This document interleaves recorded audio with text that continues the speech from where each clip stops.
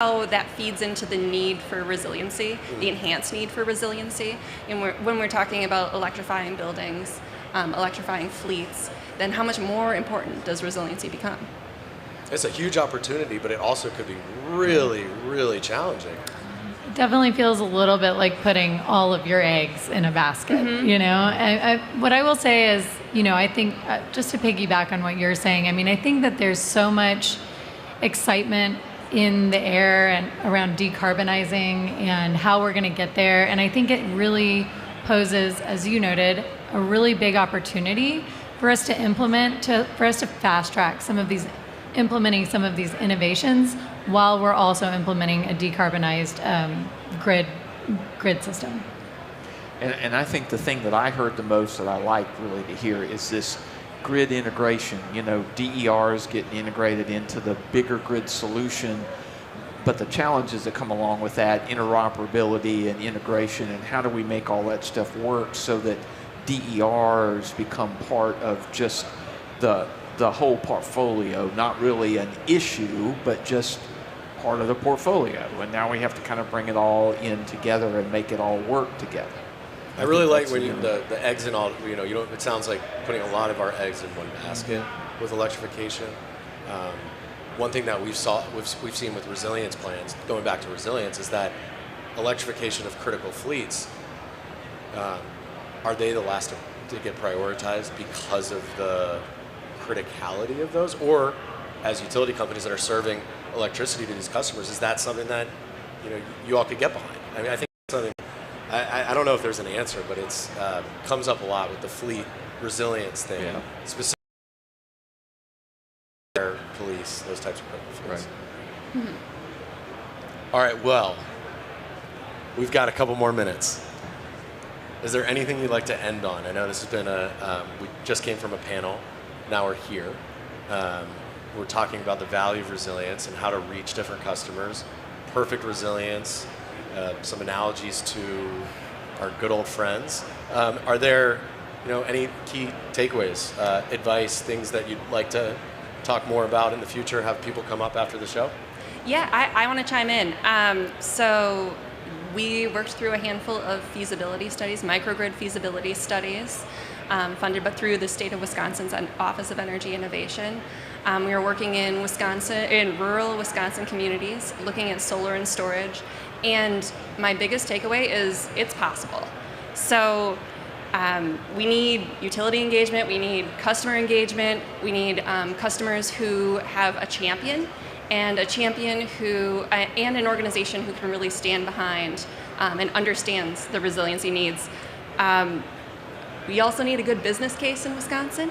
And you've got one, don't you? And we've got one. Yeah, we've got we ran through it and found out for a new build customer, they compared it to a diesel generator, and it was net present value positive. And so that was a huge takeaway for us. Now that customer is looking at all their generators in throughout their community and looking at replacing them as they fail with solar plus storage. So where in those studies, is that something that's publicly available? It's something publicly available on the Public Service Commission of Wisconsin's website.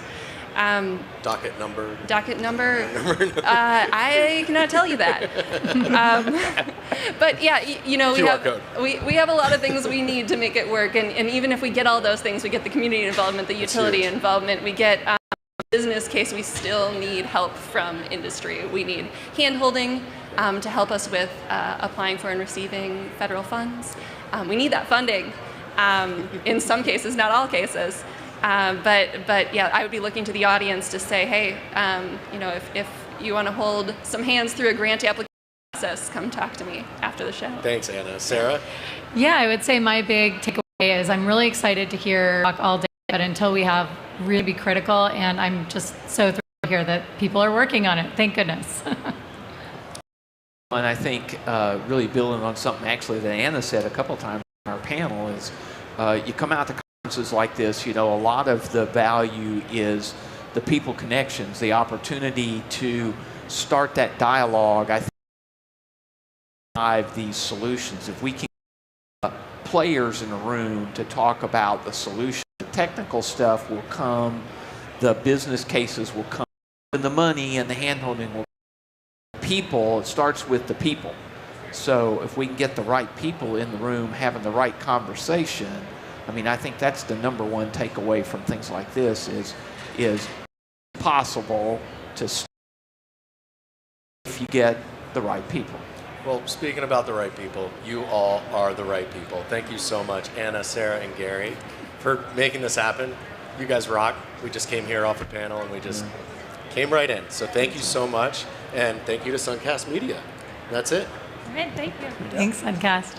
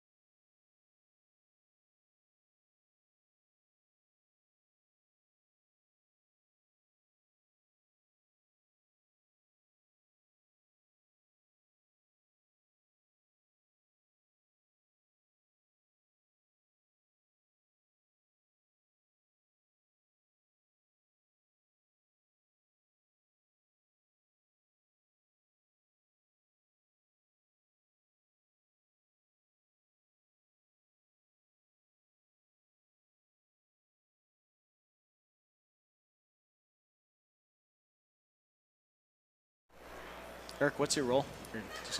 Senior Vice President.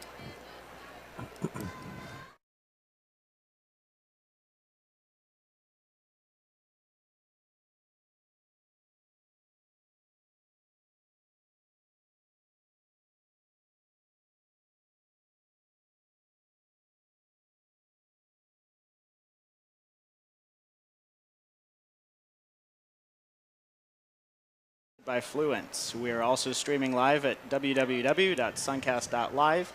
Thanks to our streaming sponsors, SunGrow and Tigo. If you're watching us on the live stream, thank you for tuning in.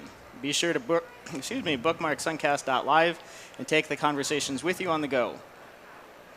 All right, my name is Ted Burhans. I'm the Director of DER Technology for the Smart Electric Power Alliance, and today I'm talking with the 2022 SEPA Utility Transformation Project of the Year winner, Eric Takayasu, the Senior Vice President of Asset Strategy and Planning for Southern California Edison. Welcome, Eric. Thank you, Ted. Great to be here. Yeah, so to kick it off, can you give us an overview of SoCal Edison's DER Interconnection project? Yeah, sure, Ted. So first of all, I'm really excited to have won the award. I appreciate the recognition by SEPA on this really important work that I think is for the industry. So EASE is the name of the project, and what it stands for is Electric Access System Enhancement. So I know that that's a bit of a mouthful, but it's a demonstration project that was done in partnership with the Department of Energy. So we had an opportunity to work with not just the DOE, national laboratories, NREL was involved, the city of Santa Ana, and a number of other technology companies, really with the overarching goal to figure out how we can unlock the value of distributed energy resources to provide benefits to not just our customers, but to the grid itself. And so there's really two big components to the project. One was around lab simulation. And what we really wanted to do was take an example at one substation and imagine if we could simulate what it would be like if we connected 10,000 distributed energy resources at a single substation location. What are the challenges? What are the opportunities? But it allowed us also to test some capabilities. Could we facilitate DER participation in the market? Could we realize our role as a distribution system operator as a utility? Could we actually increase the hosting capacity of distributed resources on our feeders through management of those resources, the amount of upgrades? So that was really the sort of the lab simulation piece. There was also a field demonstration component to this, because as you know, that sometimes when you do things in a lab, it doesn't always act the way you expect it to when you're actually trying to do something in real life. So we worked directly with 31 customers, incentivized the installation of distributed energy resources, and worked them directly on whether they could respond in a way that matched what we were doing in simulation. So in a nutshell, this involved a control technology development, the development of a DERMS going from lab into production, with really the goal to see if we can unlock those benefits. Wow, that sounds amazing.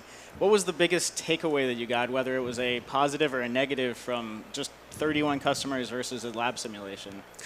So the big takeaway for us is that it actually can be done. If you go back in time, so the project took about 4 or 5 years to complete. If you go back in time to like 2017, 2018, whenever it was discussed, there's sort of consensus around high DER penetration. There was a lot, through technology, through development of certain types of systems and communication protocols, that we can actually overcome those. So the big takeaways here was, first of all, we were able to free up or increase the hosting capacity on a feeder of about 175%. So that was really significant. We were able to actually realize customer revenue by participating in the market, and also see additional benefits in avoiding upgrades to the grid. So I would say that was some of the big takeaways, but really it's the lessons learned out of it that is probably the biggest takeaways. So lessons learned around just some of the challenges with getting systems from laboratory to production, looking at cybersecurity requirements, which are super important today, and also the performance of the resources. So we did learn a lot in terms of what the resources were actually doing when we asked it to dispatch, how much production we actually saw or actually what we lost, and the latency between we need a response now, and sometimes we saw just the challenges, technical challenges of communication system latencies, as well as just the response from the DERs themselves. Excellent. So given that it was only 31 customers, did the project give you enough confidence to say, yes, we're ready to scale up? Yeah, so a couple additional lessons learned. One I didn't cover. We actually wanted more customers to participate. So we were hoping to get, well over 100. And when we first started the project, we actually thought it was going to be easier to do. But one lesson learned here was the customer acquisition cost at the time was actually much higher than we expected. So we didn't get as much customer participation as far as what we wanted, but I do think we had enough of a sample to be able to test out these use cases. And so we learned about, how much solar production maybe we can rely on or not rely on. We learned that it took sometimes 20 minutes for our signal to do a round trip and come back to acknowledge whether something responded or not. These are challenges that I think are as valuable and lessons learned as the accomplishments themselves. Because I think now as we're going into production, all of the work that we did is now part of our system development for the next generation operating system was actually being constructed now. So we're taking all those lessons learned, putting it in our grid modernization plan, and we're really excited to, over the next year or two, to see how the system actually performs in production. That's awesome. So can you talk a little bit about how the project, just in a real broad sense, fits into the overall direction of Southern California Edison? So, I think most utilities would agree that, historically our mission is around providing, safe, reliable, clean, and affordable energy to our customers. The overlay here is the vision that Edison put out late 2019 around what was needed to reach our decarbonization goals to be net zero by 2050. So we released a white paper called Pathway to 2045. And in that study was really an earnest attempt at looking at what's the most cost-effective and feasible way to reach those decarbonization goals. And the finding here was through electrification, it really needed to be economy-wide. So in addition to adding more renewable resources and storage on the grid, we needed to see electrification of transportation as well as buildings. So the Distributed Energy Resource Project is a very sort of foundational component in the overarching pathway to get to decarbonization. We all understand that there's going to be a lot more demand growth with electric vehicles and building electrification. So by leveraging distributed resources in the way that we're envisioning helps us to potentially reduce net demand overall on the grid, knowing that the grid's going to have to expand, we're going to have to build more infrastructure, but maybe we can co-optimize those investments with how the resources can be managed on the system. Excellent. So obviously with this project, you guys are on the leading edge of this type of activity, getting these interconnections, getting a DERMS type system out there, making sure that you're accounting for all of this. What advice do you have for other utility leaders who are just starting to think about this, or they're being asked questions about it, so that they can kind of take some of your lessons learned and move quicker? Yeah, so one of the things I would encourage, for any project like this, there's always going to be a lot of first learnings, right? And I think that we're not going to be alone here. I think there's going to be, there is a need for a lot more technical innovation and advances across the spectrum of decarbonization, climate resiliency, resilience in general. So, utilities could do what they do best. And I think that they can collaborate together because, utility industry is probably one of the most collaborative industries that we have. We generally are not competing against each other. Organizations that involve utility sectors, along with other partners, many of the folks that we see here on the floor, it's a very open environment to share these lessons learned because we're all at the end of the day trying to make the system work as safe and reliable as possible. So that's how I think that we can continue that path and just really leverage what I think utilities do best. Perfect. So as a local to the area and to RE Plus being in your backyard, what kind of value proposition do you have for other utilities to make it to these type of events? Yeah, I think so a lot of what we're going to need to accomplish, and I say we as in everyone involved in both the clean energy transition as well as adapting to climate change is the need for a lot of public-private partnerships. So one of the things that, a lot of folks here and the technologies that we see on the floor is just phenomenal in terms of what is happening in the industry. But I think getting together and having a unified vision around what we need to be between now and 2050, that's the value proposition of having a diverse set of technical experts and technologies coming together in one place. I'm just blown away by how many people have responded and actually registered for the conference. I think, as you said, it was around 26,000 or so. Over 26,000. Yeah, that's just phenomenal to see. That's fantastic. Well, as we wrap up, any other words of wisdom for folks embarking on the new technologies out there?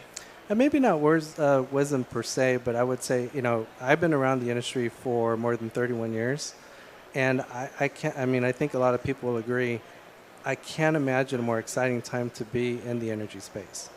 Folks that are just coming up to speed, I would say one thing that we kind of all have in common is we need more skilled resources out there to do the work that we need to do. So I think that's probably another opportunity for both utilities as well as technology companies alike is let's really put our head together to figure out how do we build the workforce of the future. Excellent. Well, Eric, again, congratulations to you and to Southern California Edison for your utility project of the year, and I hope you have a great time at the rest of the conference. Thank you, Ted. Appreciate it. Thank you.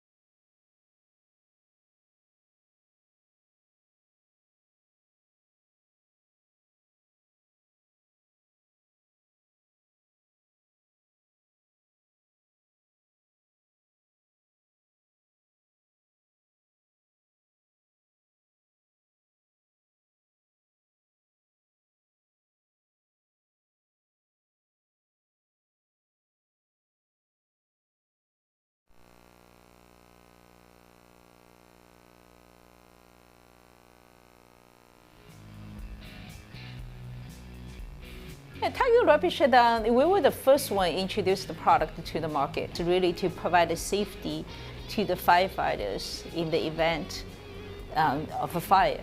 We at Libox Solar use Tigo's rapid shutdown devices because not only do they meet code requirements, it's a very simplistic installation process. We believe it's not just Tigo, because we want to bring up the entire industry. Right? So for people to understand the rapid shutdown installation requirement, what is to make a system work most robustly. You want the easiest solution to get your job in compliance, and that's what Tigo provides.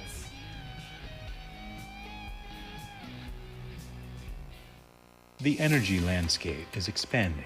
At Enverus, we're also expanding our power and renewable solutions to help you site, design, manage, and trade around your projects. We're excited to announce that Rated Power is now part of our global powerhouse of solutions. Intelligent connections for energy. Enverus.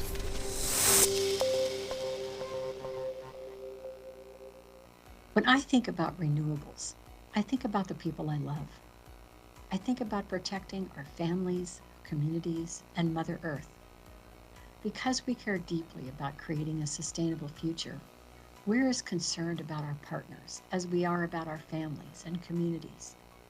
With decades of experience in comprehensive risk analysis and risk mitigation, we focus on ensuring the end-to-end success of renewable projects.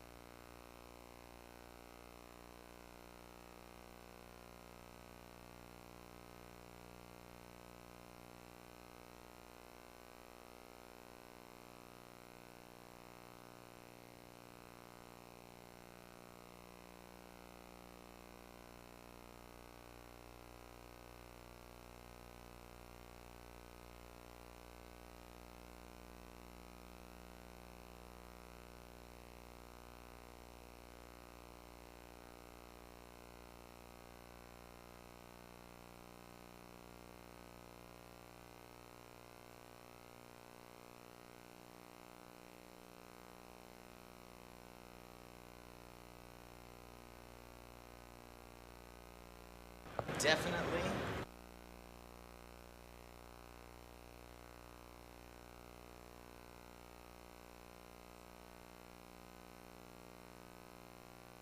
You?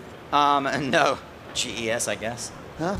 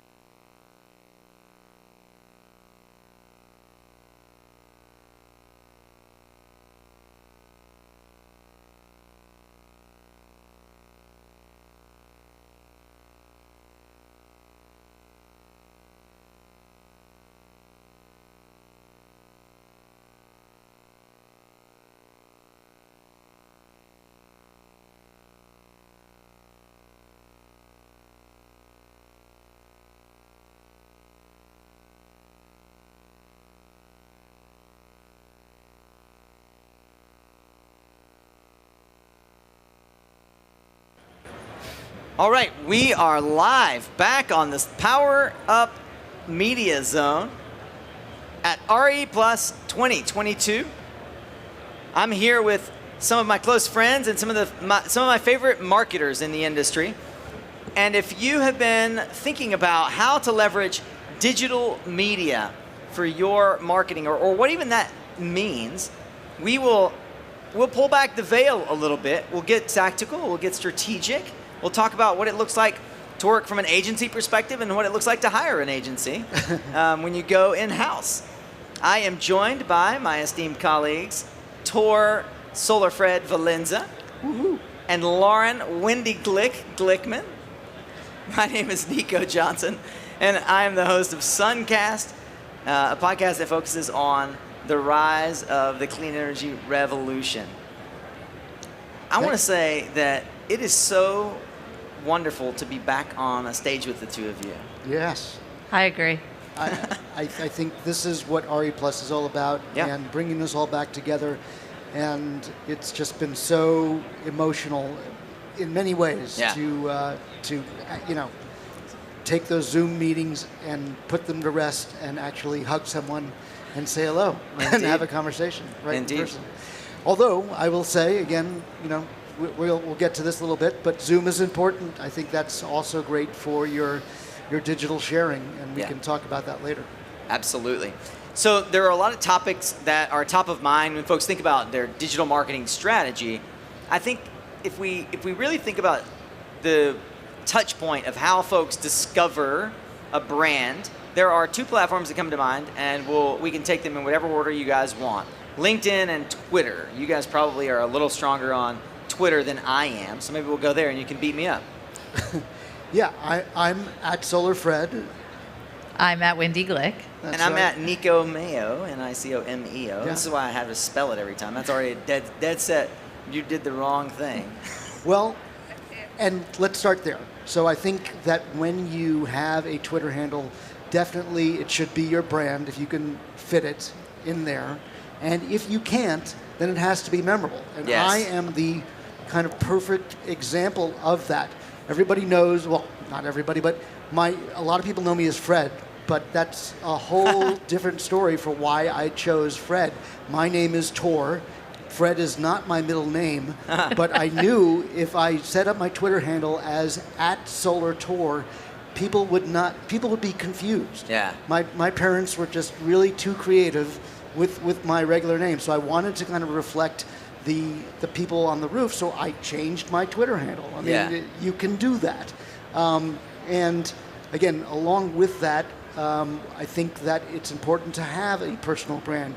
So not only should your company have a company Twitter handle, but your CEO should have one, and they should be tweeting something differently than your company. They should be a lot more thoughtful with their tweets. Over to you, Wendy. Yeah, and so I'm an example of a mixed brand in that my Twitter handle is Wendy Glick because I got my start in the wind industry, and my last name is Glickman. But now it has been a minute since I've been in wind. I'm almost exclusively in solar and storage, but enough people know me as Wendy Glick that I can't let go of the identity. But it's also really important when you think about launching on any network, whether it's Twitter or LinkedIn, in that who you want to talk to. Because every type of person, business, company is out there on social media, on all the various platforms, even the dreaded Facebook. People are still there. Lots. And so thinking about who you want to be reaching and thinking about how you get those people to be your followers, it's really easy to just get a ton of followers that don't mean anything, but getting the right followers who actually want to engage with you, and when you tweet, they like your tweets, they retweet your tweets, they comment on your tweets, and then when you see them in real life at the tweet up, they know who you are, and they're excited to talk to you and meet you in real life. That's the sign of doing Twitter correctly. Whereas you could have 100,000 followers, but they could be bots in Southeast Asia, or they just could be random people that aren't necessarily interested in clean energy, but followed you for some various reason, and that's not necessarily going to help you. So I would say, to add to that, do not follow back automatically.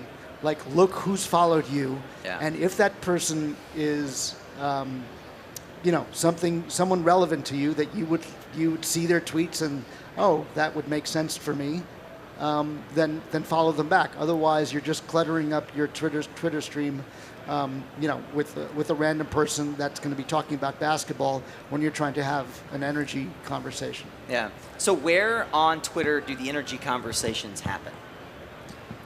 How does one find them? How do you help your clients when they're thinking about building a Twitter following or a Twitter strategy? So I would say there are a couple of ways to get started. There is a robust hashtag energy Twitter conversation that I would say is happening all the time. Fun fact, I own energytwitter.com. There you go. Whoa. And so if you're really smart, you jump on something like that. But and then when you come to shows like this, if you're actually looking for new people, there is a hashtag around this conference that you can follow and then engage with and find people at the show. So taking online to offline.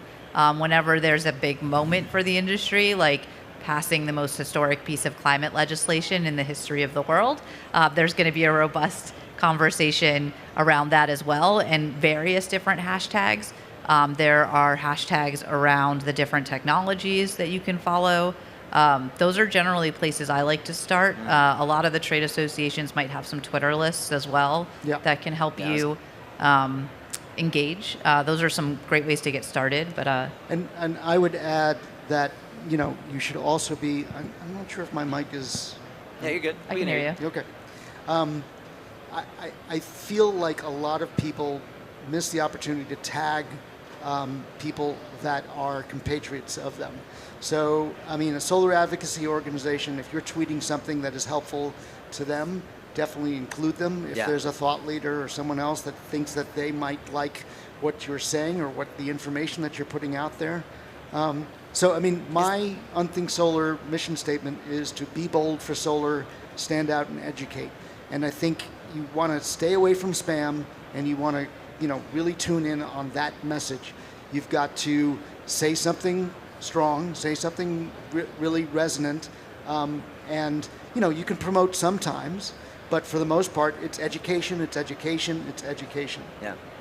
I'm wondering, does Twitter have rules to follow in terms of, like LinkedIn does, you don't want to post more than a certain time a day? I've heard certain influencers say Twitter is more like the lower third on CNN. You just do it as often as they do. What do you guys think about cadence on Twitter? And we'll probably get to LinkedIn after that. So I would say Twitter, the cadence is as much time as you have. I don't think there's like a threshold that you can over tweet just because the volume of Twitter users is so high, and the volume of content from, anything like CNN or is so high as well that, you can't, I don't think you can oversaturate. I mean, again, if you really feel like you're hitting that threshold and you see that you're losing followers, then maybe scale it back. But in the since the inception of Twitter, and the number of accounts I've managed, I've never crossed that threshold. The one thing I would say is that if you're going to have a Twitter account, you should plan to be active daily in some capacity. And if you don't have the ability to be active daily, then you should be active for like at least a chunk of time during the day. So like, let's say Wednesday is your Twitter day. Again, I don't like, this would be the floor. I would not say this is like the way to do it, but some people have to start small. Then on Wednesday, you should plan to send out 10 tweets, and have that be your active day. Because if you're just going to tweet once a day or once a week, I don't even want to say you're yelling into the void. It's not like a tree falling in the woods and no one's going to hear it. Like, it's just not, it doesn't make a sound. Like, the tree falling in the wood makes a sound that no one hears. The tweet once a week just doesn't do that either. That being said, tweets are there forever. Yes. And you can look back at the day's tweets and not necessarily do your own tweet, but respond to others. And that's okay to engage in a conversation that's a little late. It's great if it's on time. I do. That's my Twitter strategy right there. I'm not like I'm not your average like daily tweeter. I tweet occasionally, and I'm on LinkedIn a whole lot more. Yeah. But I use Twitter to follow interesting people. Right. And I use Twitter as a thought leader to actually connect with people that I can't connect with on LinkedIn. And through responding to their content, right? I found that's a really, really good way. And it is a subtle marketing technique, because people will usually, if you leave a thoughtful comment, people will look, just like on LinkedIn, they'll look at your profile, they'll wonder who you are, they'll wonder, should I follow this person? Yeah, and so that's an alternative strategy as well for getting engagement. And engagement is something that is tricky and hard to nail down. I wanted to ask you, Lauren, with your clients, I know that you use Sprout Social when you guys were at RenewCom. Have you found that, I was always under the impression that using some sort of an automation tool or a management tool where it's scheduling content for, in particular, Twitter, would somehow damage the algorithm. What's your experience with that? So I've had pretty positive experiences with scheduling content out, but you have to be thoughtful in what that is. So if you're looking to, share headlines or engage with current events, you can't pre-schedule that. Yeah. But if you, so with my, we say clients, but I am the client. I now work for Encore Renewable Energy, and so they sort of have 3 pillars of things that they like to talk about. So we're going to be launching a brownfields to brightfields messaging campaign. Yeah. And so that content is what I like to call evergreen. So when I showcase their project on a salvage yard in Morrisville, Vermont, that project was commissioned over a year ago, but it's really interesting. And so if I'm going to share factoids about that particular project, and I know on Wednesdays I want to share project-specific content, I can create and schedule that content in advance. Yeah. But you have to be careful because at least, I don't think the clean energy industry needs to be careful on this point because I don't think we're generally saying things that are controversial. Yeah. But you don't want to, if something terrible happens, like if a hurricane hits somewhere where your project is and you have a piece of content scheduled to highlight this beautiful project that's now like buried in water or the panels have been ripped off, like take that down. Like that's not the thing you want to be celebrating if it's not in a good standing. So you just need to be, nothing is ever set it and forget it. Yeah. But like you can be a little bit more efficient if you're thoughtful about it with some of those tools that allow you to schedule in advance. Yeah. I think, just to transition a little bit to LinkedIn and longer content, I think that definitely Twitter is for brevity and for headlines and for small thoughts. And that can be linked to LinkedIn for longer thoughts and things like that. And the other thing that, definitely as short attention spans as we have, things are becoming more and more visual. So if you have something that you can add to your thought that is, again, something that's eye-catching that will make people stop the doom scroll, that's what you got to do. And usually a good GIF or GIF. Yeah. I forget which one is the one. I think it's GIF. I think it is GIF. We could probably have a whole podcast about it. Yeah. There are podcasts about it. Yeah. That's great, but if it's original content, a great drone video, whether resi, commercial, or utility, that's always eye-catching and really fun. Yeah. You mentioned something, Lauren, that I want to make sure we take time to connect on. We've got about 10, 15 minutes left. We could go for an hour on this topic. You said you said Project Wednesdays. Now, I, as a marketer, hear you and immediately see a matrix in my mind, and I'm thinking, I'd love to see Lauren's content calendar. Yet most customers, most of us out here, don't have a content calendar at all. How important is a content calendar for being able to actually handle a digital media campaign?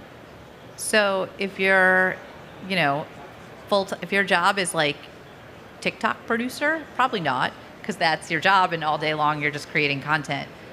If you're a normal human being and social media is a small portion of your job, then it's pretty important because what is incredibly important, and I will own that now stepping into a role where social media is not my entire job, I've let it fall by the wayside without a content calendar. I don't have the time every single day to think through what should I post today.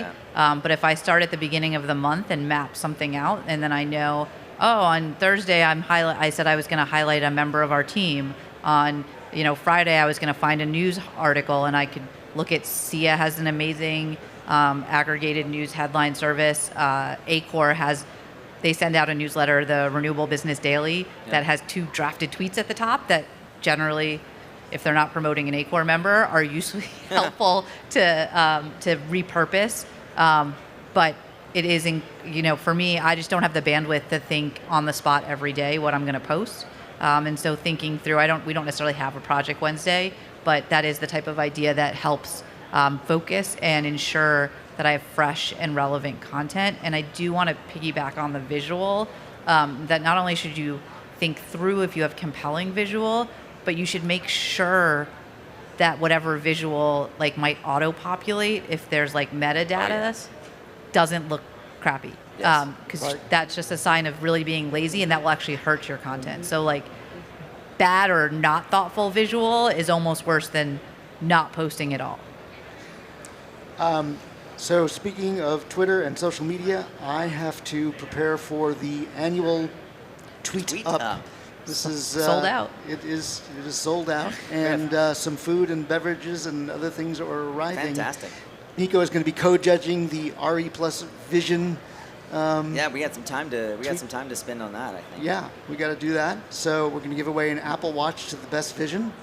So I hope you all got it in there before 5 o'clock, which was the deadline. And I'm gonna beg off. But thank you for having me here. And I keep calling you Wendy because of Wendy Glick. Yeah. But it's Lauren. It's okay. I'll just keep calling you Fred. You can. This is what personal branding's all about, which we didn't get into. But you can. But we can talk about LinkedIn. Yeah, we will. Yeah. All right. Thanks, Tor. So Thank you. You can leave the headset with us. Or you could try and walk away with it. Would make for some good Tor, content. we'll see you in about 10, 15 minutes over at the Tweet Up on the other side of the PowerUp Media Zone. So, Lauren, a couple of things that I want to talk about. We talked about content calendars and Twitter. I want to talk about LinkedIn, audio and video, and repurposing content. Let's try to cram those into 10 minutes. Let's do it. All right. LinkedIn. Love it. I think that LinkedIn is such an underutilized asset. Which is great. It should stay that way, which makes me much more influential there. Exactly. No one go on LinkedIn. And it keeps the cost of paid media low. So low. But so I see folks that say, "Oh, paid media on LinkedIn is expensive." But if you have a client whose return on paid media is in the thousands of percent, because it's astronomical. Yeah, it is astronomical. You can spend $1,000 on LinkedIn and make $10,000 in response, but you have to be able to set it up and track it correctly. So that's And how would you suggest one do that? So again, if you're spending $1,000, you should learn how to do it yourself, because paying for an outside agency to run $1,000 worth of LinkedIn ads, that it's going to cost you more.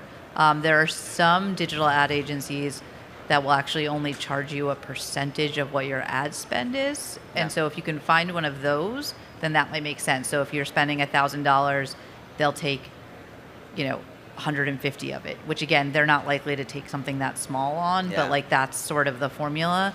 But they'll then set you up, because one of the big things is that on LinkedIn you can track conversions and you can generate leads.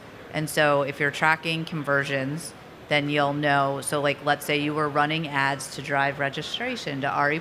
Yes. As an example, that if someone clicks on your LinkedIn ad and then gets to the final page that says, you're registered, LinkedIn will actually it creates a sandwich. When they create the first click, that's the bottom slice of bread. They go through the registration process, that's all the meats and topping. And then when they finish it, the top slice gets on, and LinkedIn tracks that as a conversion. And if registration for the show is $600, then you'll know that $600 came from that ad. And the cool thing is, if someone clicks on that ad, starts the registration process, gets distracted, comes back 3 days later and finishes it, it still has that pixel that knows that they started as a LinkedIn ad. And so that's the clearest way to track your ROI. Yeah. But then with the lead generations, where I've run ads to set up meetings at conferences like RE+, and so then you know that you got X meeting because that person requested it on LinkedIn. Yeah. And then when that meeting results in a multi-million-dollar deal, that $1,000 you spent on LinkedIn is nothing. Yeah, I remember you telling, and it was illustrative for me, and I've told the story to others.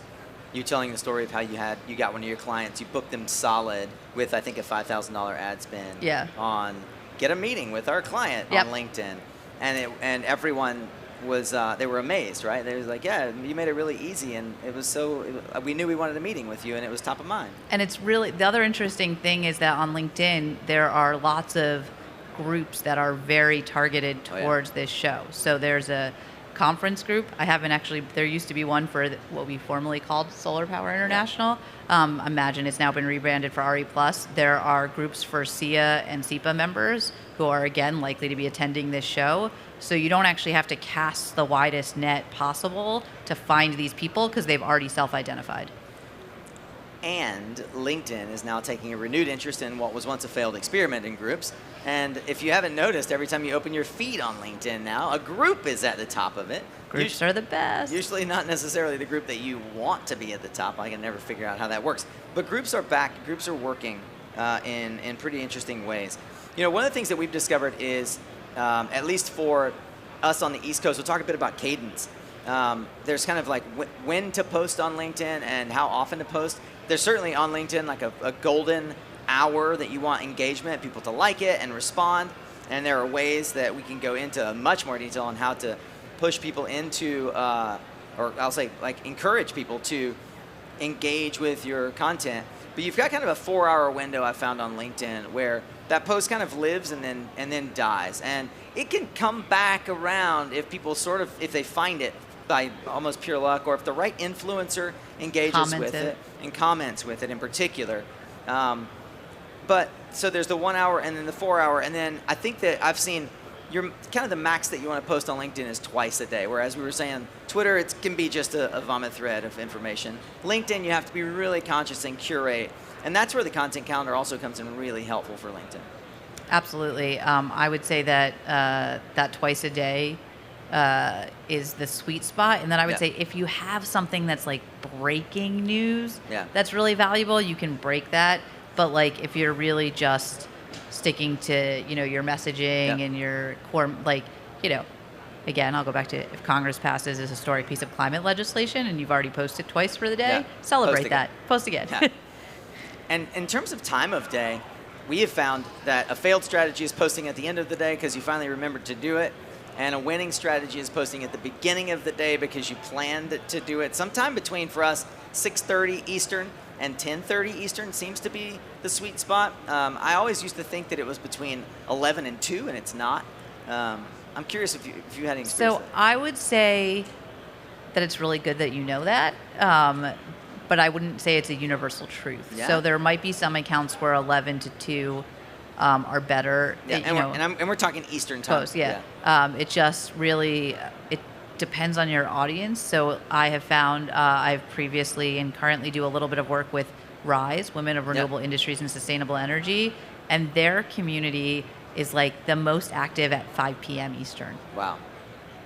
And it's like nuts. Their email rates open rates are higher. And you do have to test it. But you have to test it. That's the big thing. And and you can't just test it once. Like just because something performs well once at 5 p.m. doesn't make that the universal truth for your particular audience. So I would say, play around with it a little bit. And then if you find something's working really well, stick with it, because then people come to expect. They probably expect to hear from you by 10 a.m. And if they haven't, then they move on to other things. Yeah. Well, they also expect to hear from us on email, which we don't have time to get into, which is not new media, but it's absolutely digital media that matters from a marketing perspective. On every Thursday when we release our podcast, I would be remiss if we left podcast and audio and video out of this conversation. So let's leave video out, but let's talk about audio. We can leave video out, but video truly, we're moving to video. I know. And SunCast, I would say it's like by 2023 will be video first. So it is a big component, not the least of which because you can more easily break content down into repurposing content, which I would spend another hour with you on. If you have video content, it's harder to repurpose audio content. Audiograms don't really get traction for us. But they look so cool. They look so cool with the sound thing moving. And what do you think, what do you say when a client says to you or said to you, hey, I want to start a podcast? Don't do it. No. That's what I say. I would say, well, but also people would say, I got clients who said, we should be on TikTok. No, we shouldn't. Unless you're Sia, you're doing a great job on TikTok. I'm not going to throw shade on you. But in general, podcasts are really trendy, but also, video was really trendy for a while too, when there were like 30-minute, videos that just went viral, and people were like, we need a 30-minute. No, you don't need a 30-minute video. So I would tell someone, why do you think you need a podcast, and what are you hoping to accomplish with the podcast, Right. and what are the resources you have available to produce the podcast? Exactly. Because all of this that happens up here doesn't just happen magically. Like a lot of work and planning and people and hours. So while, yes, you can register a feed and have a podcast go live for free, Yeah. the content that goes on that feed is not free, at least not in terms of if you value your time, which you should. And then second, podcasts are not, it is not a, if you build it, they will listen. No. So, I mean, and you could probably speak to this more as someone who has produced more podcasts than I have, but you really need to have a clear vision for what you want to be saying. So Absolutely. I have worked on 2 podcasts, and both of them I would say are very successful. They're still alive. I'm not involved with them anymore, but Clean Capital's Experts Only had a very clear vision that they wanted to talk about the intersection of energy, finance, and innovation. And an engaged following. And John Including yours Powers truly. is extremely charismatic. If you haven't met him, he's here wandering around somewhere. Shake his hand, say hello. You'll buy whatever he's selling. And then Hannon Armstrong recently launched a podcast called Climate Positive. Very excellent podcast. But both teams invested a lot of time and resources into resources. And when I say resources, money, people, audio equipment. Like they didn't just open an iPhone and start a conversation. Yeah. And they were also booking guests and having interview outlines and doing research. They're both incredibly thoughtful, and so they said something unique. Yeah. I would love, I mean, I have joked with Nico at Salt Lake City. I hosted a conversation that became a podcast, and I was like, living the dream, my first podcast hosting gig. And he was like, you want to host a podcast? I was like, yeah, sure, why? But I don't have the time or the resources, and nor do I think I have anything that's like particularly additive to be launching my own podcast. Yeah. But, and most companies don't. Yeah. Well, here's the other thing. A branded podcast, I can tell you, nobody cares about. Like, nobody cares about it. I've had numerous brands. We're going to be launching a podcast in the new year that is partnering with a very well-known brand. And they came to us and they said, help us launch a podcast for our company. And I said, nope, not going to do it. Nobody's going to listen. Nobody's going to care. And they said, well, we think that we have a lot to say. I'm like, you do have a lot to say.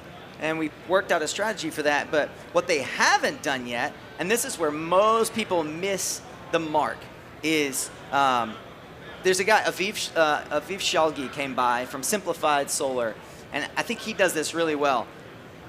You want to find people with a platform. Don't try to build your own platform if you're just starting out. It took me 7 years to build a following on SunCast, to be able to put this together, which took 3 years to put together, in quotes, and 6 months of weekly planning to pull off. Why? That's not your core business. It's our core business now. But I see people time and time again, they're like, oh, we think we're going to launch a podcast, and it'll be fun, and and it'll help our executives get known. No, it won't. What will help your executives get known will be get them on my podcast, get them on Experts Only. Book them on a podcast. Yeah, get them on Factor This. Get them on the Wood Mac podcast if you can. Help them become known by leveraging other people's platforms. I think that's the biggest misnomer for podcasts and how popular it has become. And that's another thing that actually, with video, people are like, oh, we should create video. And I'm like, with others. Create video with others, because you want to leverage their platforms to be seen. Everyone wants to be heard and be seen, but you don't have to create your own audience to be heard and be seen. You can leverage the folks around you to make that happen.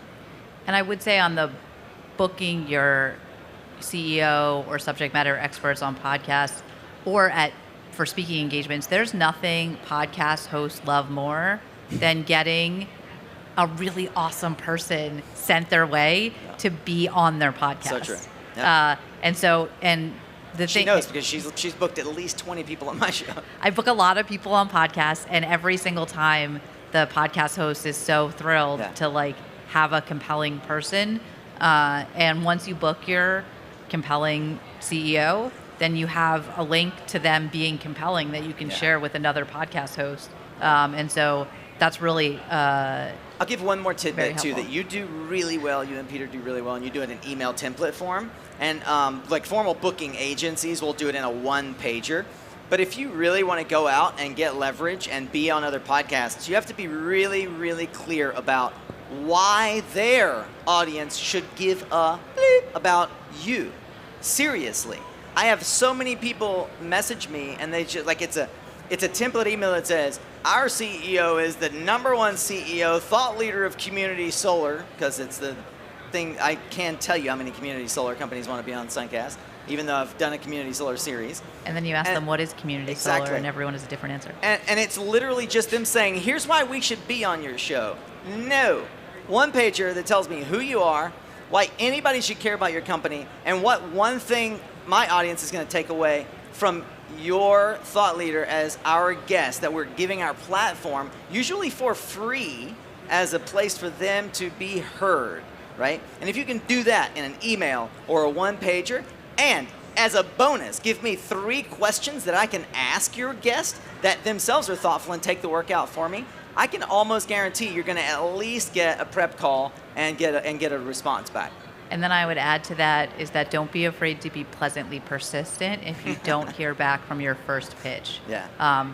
Because pleasant persistence will get you everything in this industry. And listen to the podcast that you're pitching to be on. And flattery also will get you everywhere. So if you listen to the most recent episode, even if you don't like it, compliment the most recent episode that you listened, found it amazing, and flattery will get you everywhere. In life, in podcasting, in booking, working with journalists. It's true, I'm a sucker for marketing. Flattery. Flattery it's great. If you're college students, thank your professors. That'll get you good grades. Just flattery is the key to success. So we have actually created from the numerous people who've outreached from professional booking agencies. We kind of took the best of all worlds and created an ideal one-pager that we send out. So if anybody wants a copy of that for your clients, feel free to reach out. And we're going to publish this on SunCast too for our listeners to hear. And we give that out for free because I want to help other podcasters not receive shitty pitches. I want to receive good pitches. And it's really good to be able to get great guests on the show. Focus on getting on other shows, not creating your own. It's music for your ears. Everyone's on the go listening to podcasts. Really well, I have really enjoyed the 35 minutes that flew by. Yep. The tweet up is about to be in full swing. Mr. Tor, Solar Fred Valenza as our host. Over the next 30 minutes, Tor and I will be judging your vision tweets. Hopefully you sent yours in by 5 o'clock to qualify for that Apple Watch. And we'll announce it here right before we start the Daily Roundup, or maybe at the Daily Roundup as we kick off. I'll have you and you'll come up, Tor, and you can announce who wins the Apple Watch as we start the PowerUp Media Zone Daily Roundup, which will come out in about 25 minutes.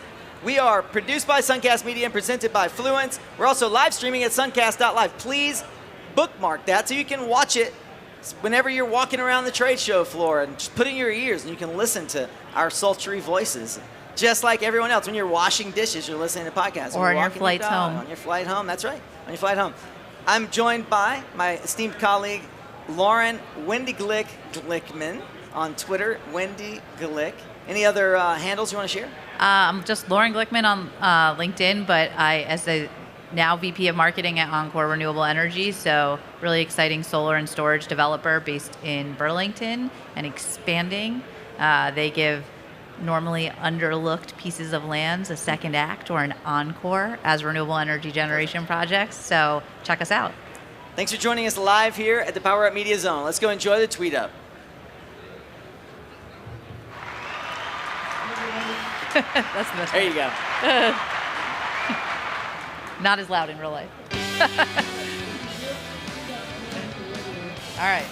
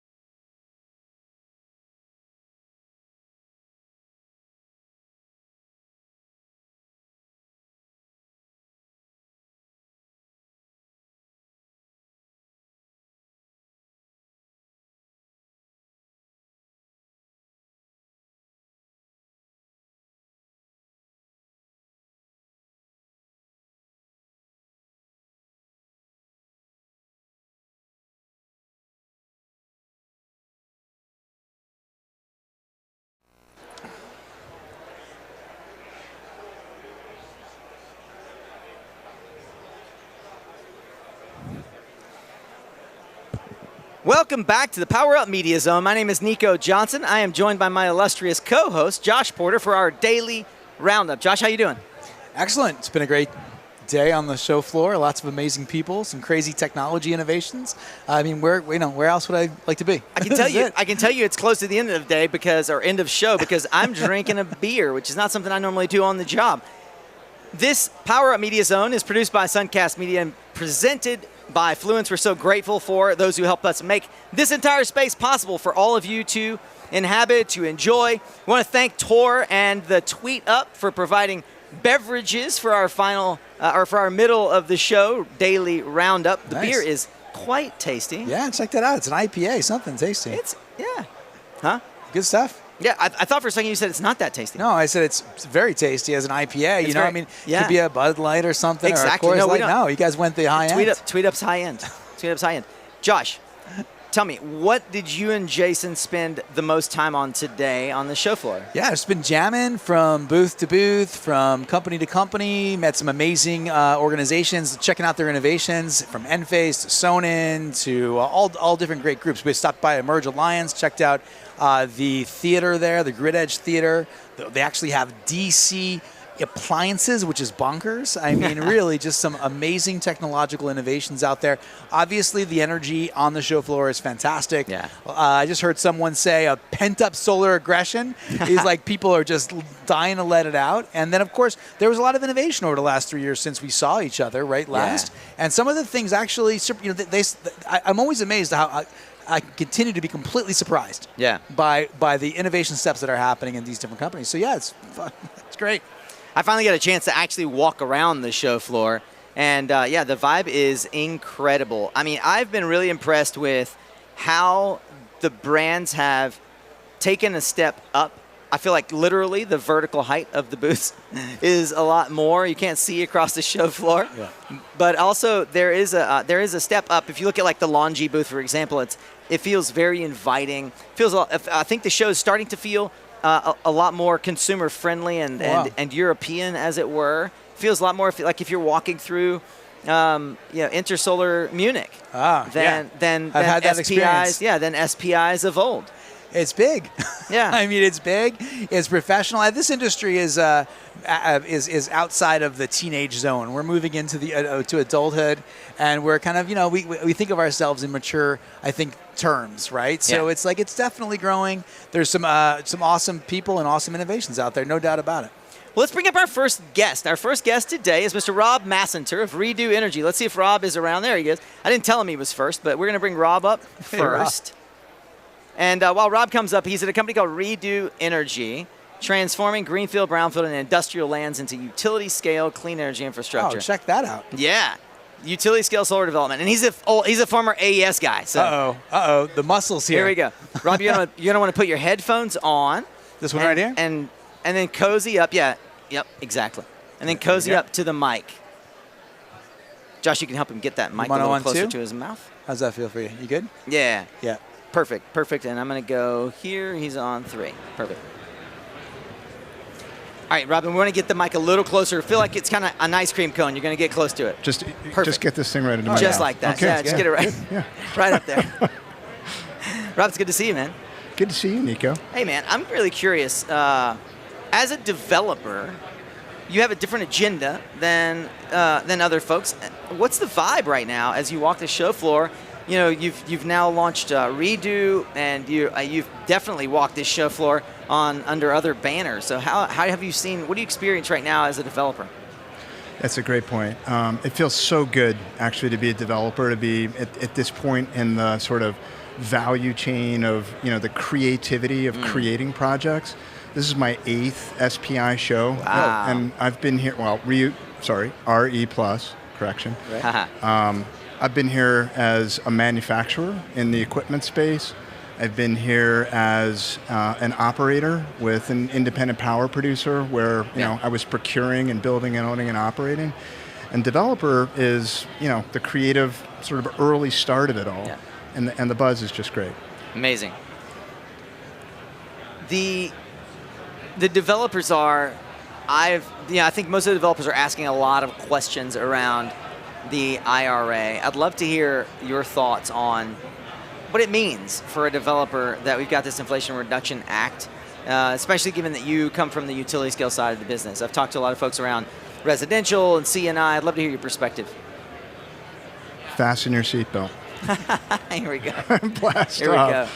I mean, there's a lot of like uncertainty and unknowns in what to do in terms of solar and storage, and are they together, are they separate? But for sure, I mean, this is a huge boost and just a very positive outcome for the whole industry, and it's going to definitely drive the volume of deployment that was a base case before this thing passed. I mean, solar alone, we're looking at 30 gigawatts of annual deployment expectations for the second half of the decade per year. Yeah. So it's incredible. Amazing. Unbelievable. What can we say? Nico was just pointing to this question with ITC, with the standalone storage. What can we talk about in terms of that? I mean, that really is a game changer, right? You no longer have to pair generation with storage. You actually can go after the storage alone. That's where is that going to fit into the overall perspectives? I think that's why people are scratching their head a little bit, like what to do. I mean, the sort of chessboard just changed a little bit. The playbook just changed a little bit.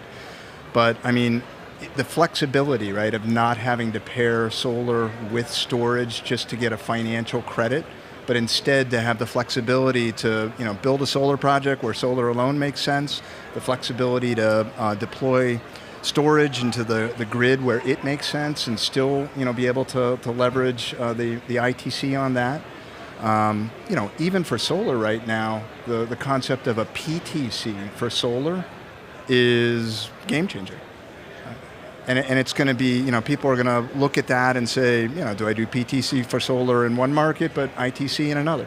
Right. A lot of decisions. It's exciting because you're no longer hamstringed, and you're able to actually alleviate some of the pressures on the grid with that kind of a strategy, right? I think it's going to actually, in some ways, clean energy deployment on the grid represents challenges in that, is there enough transmission? How will it be built out? What will be the bottleneck? Where will the bottleneck shift to? But being able to put more storage on the grid is very important, right? To integrate renewables ultimately and improve power quality, for sure. Where do you fit in the construct of developer? Kind of like a pure play developer, greenfield, obviously brownfield, and up to flipping the asset to a NextEra type? How are you thinking about the development right now? And did the IRA change the way that you are maybe going to approach your market? The IRA just is, some people have used the analogy of gasoline on fire, right? I mean, it's just going to drive a lot more deployment that much faster because there's that much capital that wants to come into this market. We're a early and mid-stage developer as Redo. And I think, one of the things to think about in development is where are your core competencies? Where are you really good? What's your differential advantage? And, our differential advantage, we think, is in picking excellent markets, citing good projects, and moving them forward through a mid-stage of development. Yeah. But the cost of capital when it comes to procuring equipment and construction, which I've done as an IPP, it's just a different game. Yeah. So that's where, bigger IPPs come into play, and they're quite interested in pipeline. Yeah. Yep. I mean, pipeline is going to be ever important. We just saw AES buy Community Energy, right? Yep. So it's and it's all about pipeline, not about contracts. Yeah. So we want to talk a little bit about price hikes and about polysilicon and kind of like where it's all going right now. What are we learning about that? That's a great question, and one that I don't have a great answer for. I mean, I think that. We got some relief when Biden put the brakes on, the investigation for 2 years. That was needed because that really, choked the whole industry right now. I mean, I think the whole supply chain is going to shift from, China-centric to other markets, and including the U.S. Unfortunately, the IRA provides a lot of manufacturing tax incentives, so we'll see a lot of people pushing to develop manufacturing capacity in the U.S. That's going to be important. So do you think it'll be a substantial percentage of overall kind of global manufacturing here in the U.S.? Yeah, but I think it's going to take like a decade. A decade, right? It's a long-term shift. Wow. And I don't think that it means price reductions for materials, right? That get integrated into these projects, and we just need to be prepared for that. Yeah. That's just a reality, right? But the security of having it here in the U.S. is huge. The security, right? That's the language. Yeah, it is. I mean, when have we've had to start to think about production of PV from the perspective of a national energy security mindset? I mean, that's just unbelievable. Who would have thought, if you used that language, 5 years ago, like, what are you talking about? Yeah. Right? Now, that's like, absolutely critical. Yeah, and we have to control it, and we have to know that, increasing electrification, increasing use of the grid is huge. And even on the, like cyber, right? I mean, protecting the grid from a national security perspective. So there's just all kinds of things to think through in terms of, development quality and ultimately operational quality.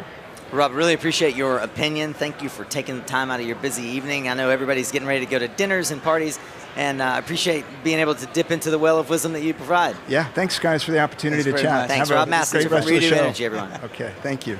All right, next up we've got Eric Rubenstein from Leyline Capital. Leyline Renewable Capital provides capital for the growing renewable energy markets, and Eric is the EVP and Chief Investment Officer. He's also a fellow Durhamite. I'm just going to call that out. Eric happens to live practically on my block in Durham, so it's nice to see you all the way over here. Whoa. It's like, he's also a tall drink of water. Hey, so am I the closest living guest you've ever had? I think you are. All right. Yeah, Wait, you are the guest who lives closest to me. Yes. Well, yeah. So you guys are from the same hood back in Durham. Yeah, like less than 5 doors down, probably. Less than a half a mile. Across the street, up the street. Yeah. So. My buddy Blake was also here, and I hadn't seen him in 3 or 4 months, and we have to fly across the country to see each other. That's what happens in Durham, because it's so big. Yeah. Small town. And Eric, it's your first SPI. It is RE+, but yeah, I won't let the new guy correct you, but yeah, that's right. He's like, SPI, what's that? I've never even heard of that before. Yeah.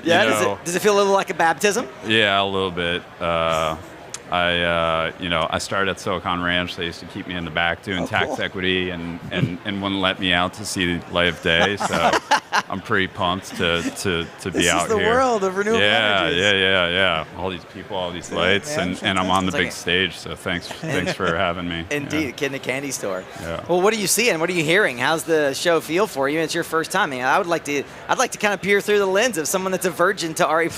That's a unique perspective. Yeah. Well, the floor's pretty wild. Today, like the last 10 minutes are my first time on the floor. So, really? So yeah, we've just been taking meetings upstairs. But I would say the big themes for us are just, how are we going to get enough greenfield development out there?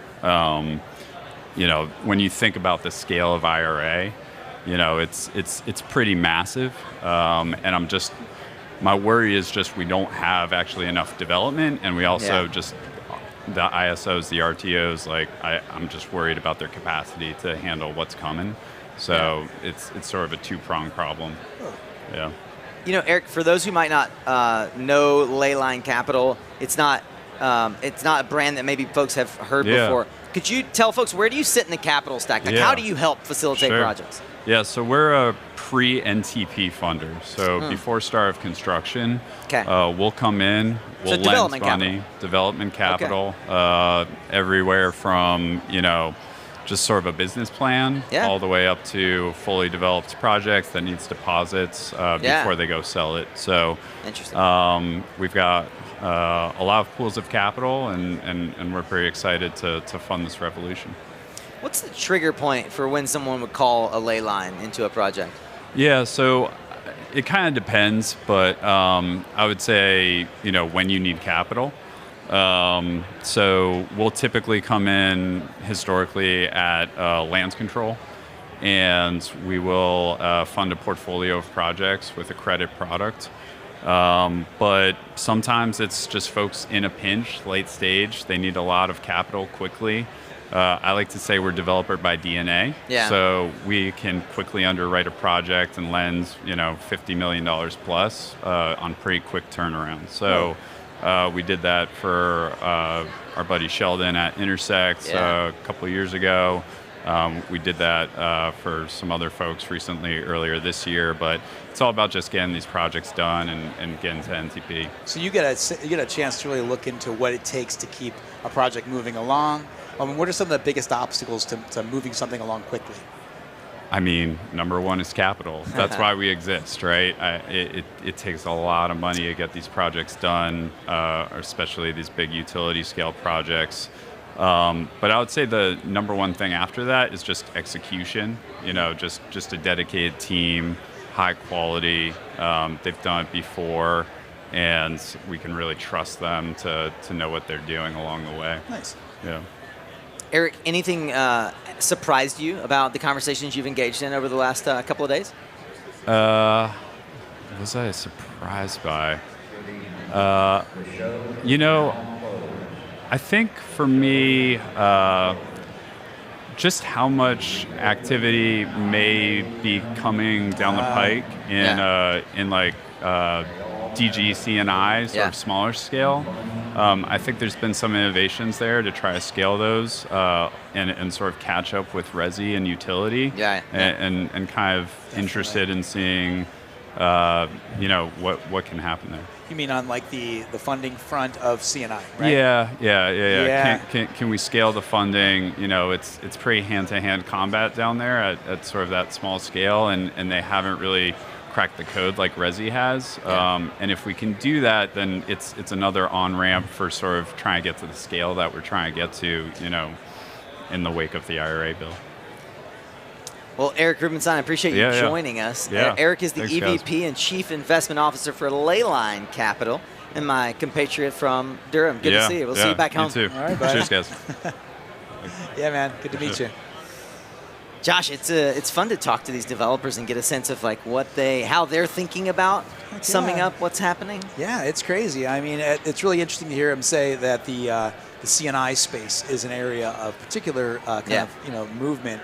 I certainly have seen those releases recently about the new organizations going after that. And, you know, back in the day, we used to call that the donut hole. I don't know if you ever heard that term. Tell me the donut hole, and it was just basically not impossible, but darn near impossible to get something funded. You know, sub-$1 million kind of territory. You know, multi-100 kilowatt kind of like this business over here wants to get solar, and why can you do it for resi? And guys are doing it at the utility level, but you can't do it at the small business level, which should be a no-brainer. You just couldn't get it funded. You know, it was all really slow bank stuff, right? And so it's happening. Maybe we'll ask our next guest how money flows. Mr. Josh Beck and Rachel are going to come up from BCI in full tilt. And actually, we need to fix this headset because I'm gonna go off mic for a second. Yep.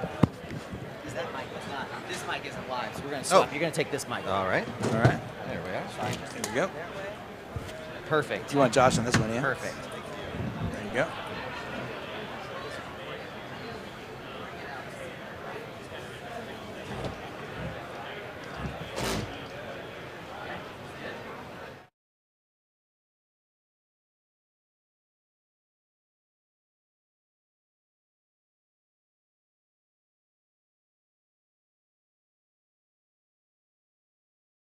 Bring me a beer.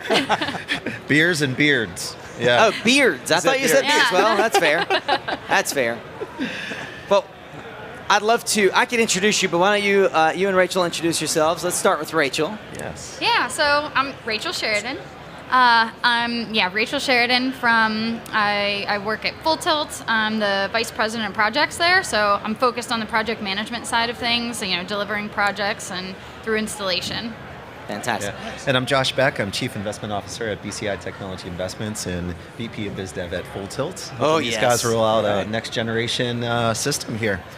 Josh, I'm going to ask you to treat that microphone like an ice cream cone. You got Get it, in there and you got lick it if you need to. Closer. We can't hear you talking back away from the mic like that. After hours party. I love it. Yeah. All right. So what most people don't know about Josh and Rachel is that they come from Steeltown. That's right. Pittsburgh, City of Champions. Absolutely. All right. And what just happened in Pittsburgh? Well, apart from the clean energy Jigger Shaw Fiesta. Yeah. We got quite a clean energy summit going on in Pittsburgh this week. Yep. We got 38 different energy ministers in Pittsburgh, all talking about the climate accords and how to move forward with a renewable energy future and how that all relates with the Inflation Reduction Act, which is really exciting. Yep. A lot of them are at our facility this week. Yeah. We actually, over the last year, have done some really exciting things at BCI in terms of picking up one of our international manufacturing operations and moving all the capital equipment to Pittsburgh. So we took over a 100-year-old Bethlehem steel plant on the same kind of larger complex that used to make landing crafts for the D-Day invasion and everything. It's so cool to see the history of transformation. Yeah, from war effort all the way to the renewable energy war effort, right? Yeah. And so now we're making tracker products. We're making multi-gigawatts a year right off the Ohio River. No faster way to get things into the Midwest. 5 days via barge. It's amazing. So, we were really pressured to get closer to the customers, lower logistics cost, and as we know, no one can afford to have a container ship stuck in LA Harbor for 5 months anymore. All right, so what did you have to do? All I want to know is what did you have to do to get Granholm to come down to Pittsburgh and create a little video and we had the Secretary of Energy visit us. That definitely that we poured some Dan sugar on that, which definitely helped. Yeah, which definitely helped the situation a lot. So we're making a lot of Next Tracker product out of that facility, as you can imagine.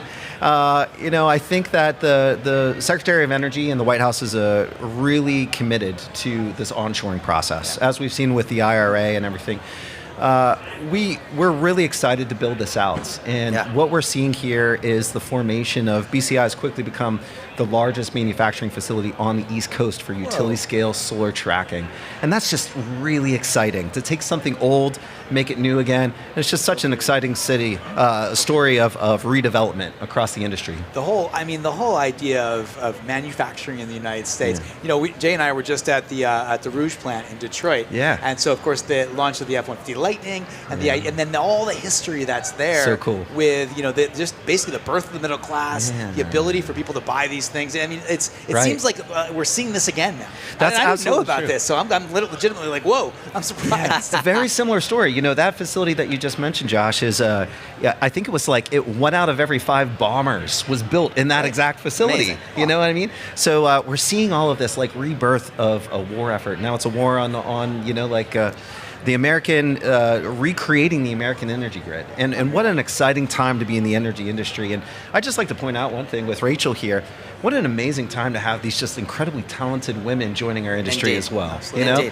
And it's so great to see these talented engineers joining us. Yeah, you mentioned the war effort, and the battleground is talent, actually. Yeah. Yes. And I was watching, I don't know how many know, but the Full Tilt booth is just on the other side of this wall here, so they're buffeted by our wall. They don't have to, like the Hyundai folks, they're listening to us all day long. But I was watching Rachel field barrage after barrage. I was talking to Matt, and it was like she was just standing. I don't know how you even went to the bathroom all day. It's busy. Yeah, we've been hit with lots of interest in the product. So it's been great.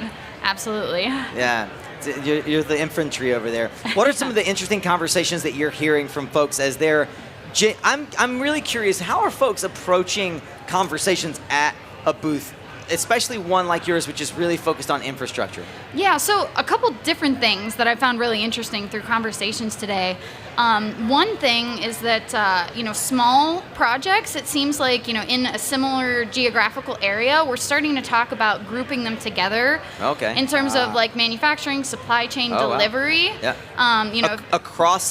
Across developers, or for one? With one developer. Okay. Yeah. But so instead of handling them as separate projects and maybe different timelines, just grouping them together and delivering those. Got it, because it's going all the way back to the steel purchase, not just absolutely. not just the racking so purchase. Streamlining that, grouping that together to get efficiencies throughout the supply chain. So much of that onshoring process is who can buy the steel the best, right? Mm-hmm. Who can buy in bulk, right? And so where in years past at SPI and now RePlus, a lot of people said, I don't do sub 1 megawatt projects. I don't do this. Now we're seeing a lot of people more creatively saying hey, I've got 200 1 megawatt projects. Yeah. Can I actually get something that's uniform enough with the same kind of wind codes, with the same kind of tolerances, and let's do this as a package deal. Yeah. And I think that's exactly the way to look at this. Everyone's going big, and it's great to see.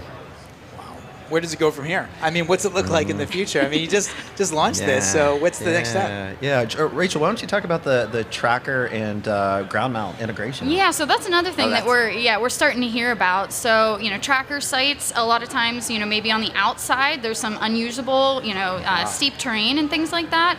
So it's interesting, there's talk of starting to put fixed tilt systems, on the exterior of tracker sites. Yeah. So that could be huge. Yeah, and we're seeing a lot of those collaborations and strategic partnerships between ground mount systems and tracker systems, because they're like, hey, if you can have 200 megawatts in a valley with minimal site prep and earth moving, well, and you can supersize that with an extra 50 to 100 megawatts around the barrier where no housing development wants to go in.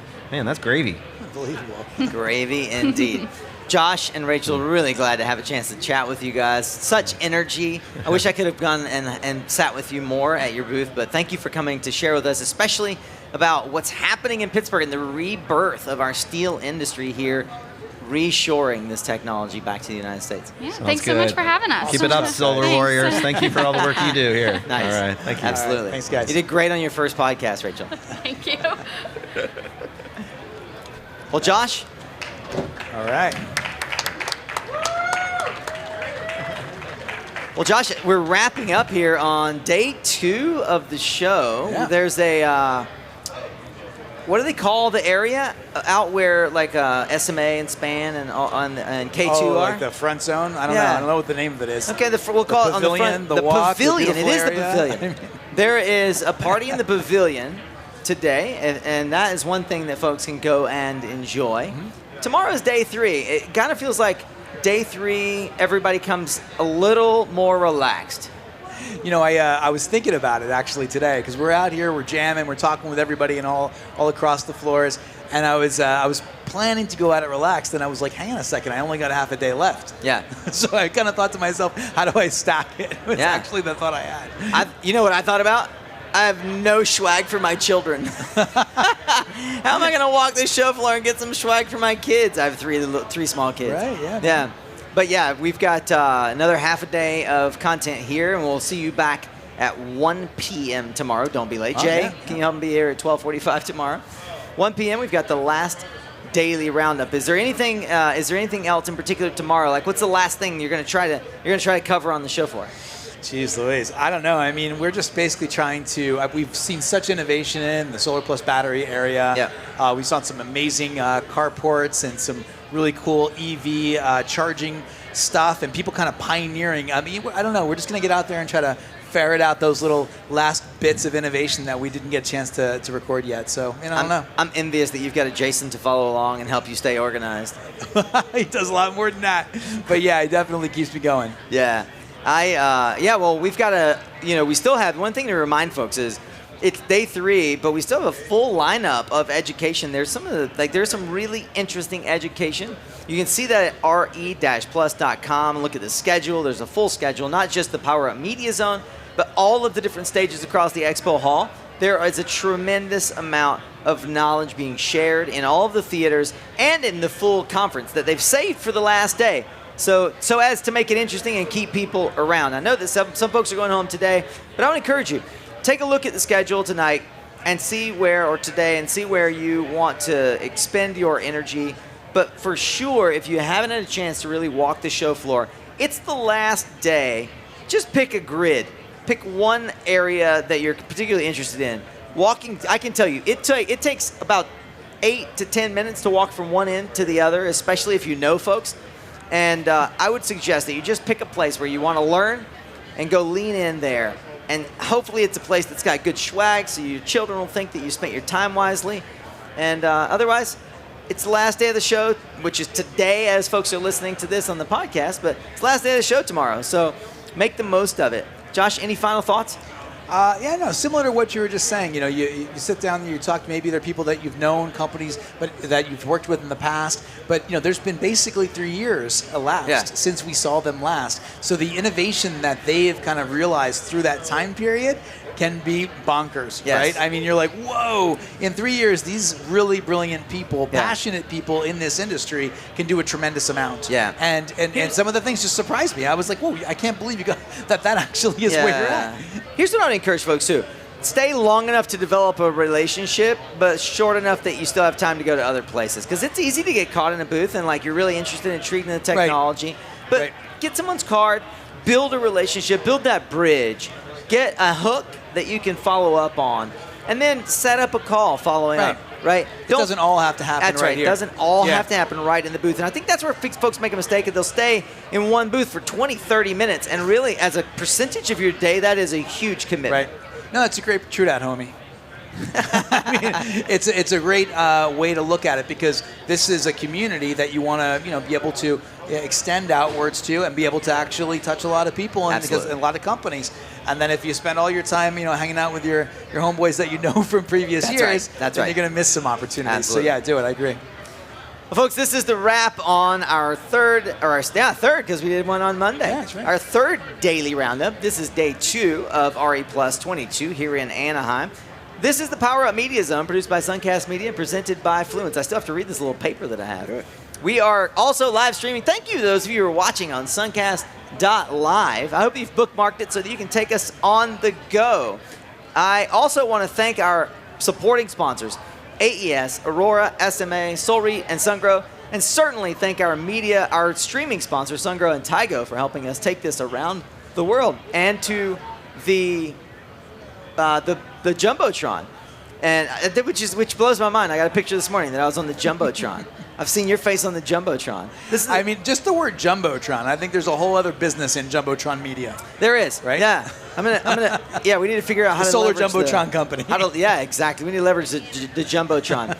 We're super grateful for all the companies that have supported, including Leyline Capital for the daily roundup and iSun for our daily morning show. Don't miss it tomorrow. Live with Julia and Nico. We'll kick it off at 9 a.m. for our final daily morning show presented by iSun. Thanks to the folks at Leyline Capital for helping us put on this daily roundup each and every day. It also comes live to you, as you maybe are hearing right now, on the SunCast podcast, fresh every morning within 12 hours of recording. That's called near-time publishing. There you go. Just-in-time publishing. Yeah. Thanks, everyone. We'll see you tomorrow. Good night, folks. All right.